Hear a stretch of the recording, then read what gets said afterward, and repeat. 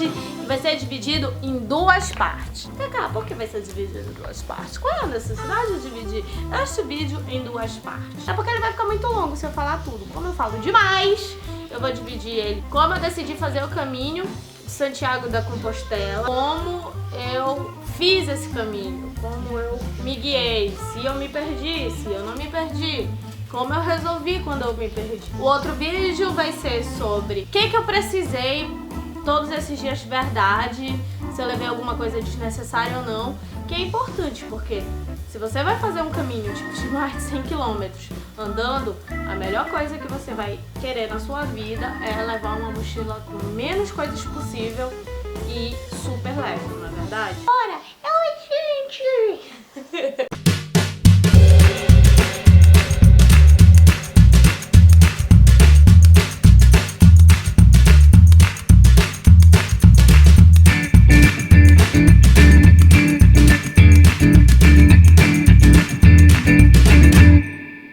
Tinha ouvido falar do caminho, de toda aquela coisa energética, maravilhosa e revitalizadora que todos falam, e eu sempre tive muita vontade de fazer. Eu tô há um ano aqui em Portugal e logo quando a gente chegou eu tinha conversado com o João da gente fazer esse caminho. Só que o João não é aquela pessoa que tem muita força ou muita vontade aí pra sair andando. Pra ele é viajar, é chegar no lugar, ficar sentado, ficar de boa, conhecer o espaço, ficar sentado de novo. Mas eu tinha muita vontade de ir. Uma semana e pouco antes da data de viagem, eu resolvi que eu ia fazer essa viagem. Eu evitei, assim, o máximo ler sobre a viagem em si, porque eu queria descobrir. Mas de qualquer forma, eu vou deixar escrito o que é que eu levei na mochila, o que é que eu precisei mais durante o caminho no blog. Então fica de boa que se você não quiser ter mais informações sobre o caminho para ser uma grande surpresa maravilhosa com suas próprias experiências, não veja o vídeo 2, assiste só esse. Enfim, resolvi ter o mínimo de informações sobre o caminho e sair descobrindo. O que é que eu fui atrás para saber? Sobre o credenciamento, existe o credenciamento do peregrino que você pode comprar por 2 euros em alguns hotéis, pelo site, que eu não sei qual é o site, mas eu posso ver o link e deixar aqui na descrição, e na Catedral da Sé. Eu fui direto na Catedral comprar, porque pra mim era a maneira mais simples, fácil. Com a credencial do peregrino, você vai recebendo carimbos pelo seu caminho, que é o que confirma no final, quando você vai lá na oficina do peregrino, em Santiago da Compostela, receber o último carimbo e pegar a sua Compostela, que é aquele certificado de que você fez o caminho de Santiago. Você tem que ter no mínimo 2 carimbos por dia para validar que você fez o caminho. Você foi andando pelo caminho, não sei o que, não sei o que, não sei o que. Com essa credencial do peregrino, você tem acesso a alguns albergues que são só para peregrinos e talvez consiga desconto em outros alojamentos, enfim, hostels, que são privados, que não são municipais, que não são públicos, que não são tipo da cidade, sabe? Eu não consegui ficar nenhum dia em nenhum municipal, em nenhum público, mas parece que é 5 euros pra você dormir nesses públicos. Quase que eu paguei mais ou menos, tirando o primeiro dia, e no último dia que eu paguei assim alojamentos mais caros, eu paguei em torno de 12, 15 euros nos albergues que eu fiquei.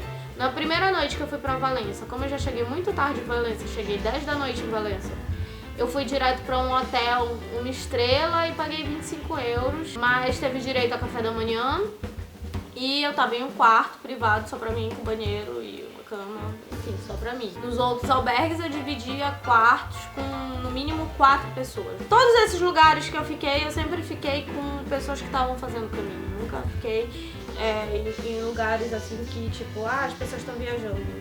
Até porque a gente, geralmente, quem tá fazendo o caminho pretende ficar nos lugares mais baratos, né? Tomar o café da manhã, saindo pelo caminho, e às vezes eu parava em algum bar, tipo, saía às 5 da manhã, aí eu parava em algum bar pelo caminho, e umas 8 da manhã comia uma bolachinha 5, 3 horas depois eu parava no bar e tomava um café da manhã direitinho, assim, tipo, ou um bolinho, ou leite, alguma coisa mais assim. Eu demorei 6 dias nessa viagem. O último dia eu demorei viajando porque eu fui besta e peguei o comboio errado e fui parar em Viana do Castelo. Os comboios só saem tipo um de manhã muito cedo e um no fim da tarde. Então eu passei o meu último dia em Vigo. E fui conhecer a cidade e tudo, mas foi mais por uma questão de não ficar na estação de comboio o dia inteiro. Existem vários caminhos de Santiago. Existe o caminho romano, existe o caminho inglês, existe o caminho português. E só no caminho português existem 3 principais caminhos. Que é o caminho central, que foi a metade dele que eu fiz. Tem o caminho de Braga, que também vai dar no mesmo ponto que eu comecei o meu. E tem o caminho da costa, que deve ser fantástico também, porque vai pela costa, pelas praias. E deve ser super agradável estar perto do mar. Cada um tem os seus dias, né? O caminho central, desde da Catedral da Sé do Porto até a Catedral de Santiago da Compostela, tem mais ou menos a média assim, de 10 dias para fazer. Eu decidi fazer de Valença do Minho, que faz fronteira com Tui, na Espanha, porque era mais ou menos que eu pretendia demorar nesse caminho de 4 a 5 dias. Por quê? Porque o João ia entrar de férias e eu queria pagar as férias do João, só por isso. Senão eu ia fazer o caminho de 10 dias sim, porque eu tava disposta a passar por isso. Rolou uma força assim, sabe, enigmática sobre esta pessoa extremamente sedentária pra ela conseguir terminar, fazer esse caminho e voltar feliz pra casa. Eu fiz esse caminho que foi Valença, Porrinho, Redondela no primeiro dia, Redondela, Pontevedra no segundo dia, Pontevedra, Caldas de Reis, que pra falar a verdade eu queria fazer Pontevedra, Caldas de Reis, Padrão. Só que eu não fiz porque eu tava já com o pé muito machucado. Caldas de Reis, Padrão e Padrão, Santiago. Eu também gostei de ter esse time que eu fiz, sabe? Porque eu aproveitei. No primeiro dia eu não aproveitei tanto nem Porrinho, nem Redondela, porque eu já tava muito cansada, não conseguia andar, tava exausta, destruída.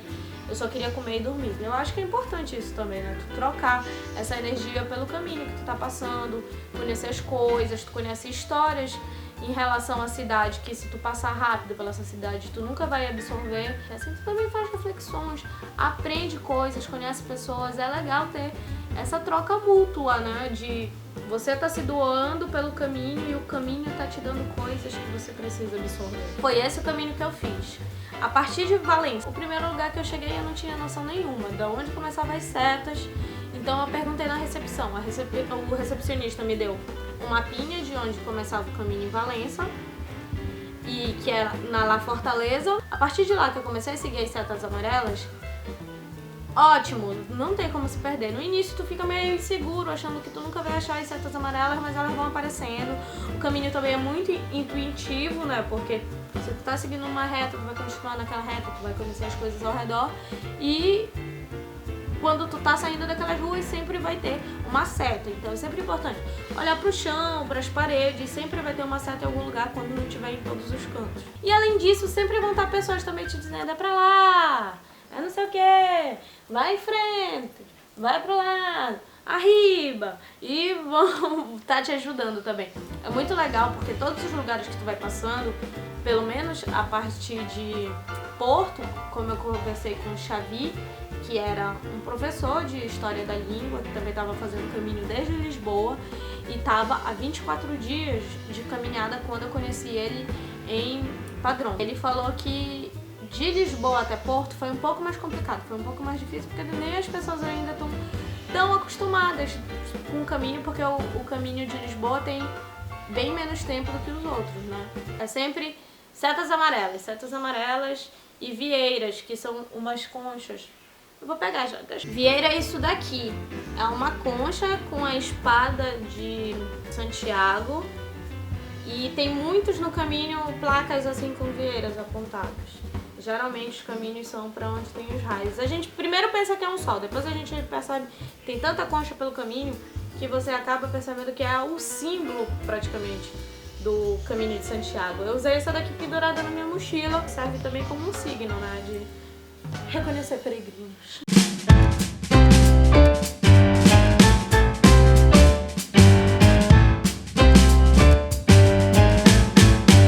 É isso, gente! Agora vamos para o segundo vídeo, que é mais ou menos sobre cada dia, grau de dificuldade, por que caminhos eu percorri e o que eu precisei para percorrer esse caminho.